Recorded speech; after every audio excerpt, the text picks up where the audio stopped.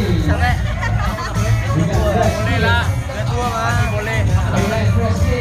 Gimana rasanya? Oke, Bang. Siap. You did the best. You did the best, bro. Alright, can I have a champion, CK? So today we got second place with Octavian.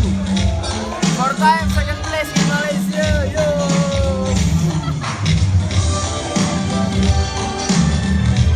Ya Chen.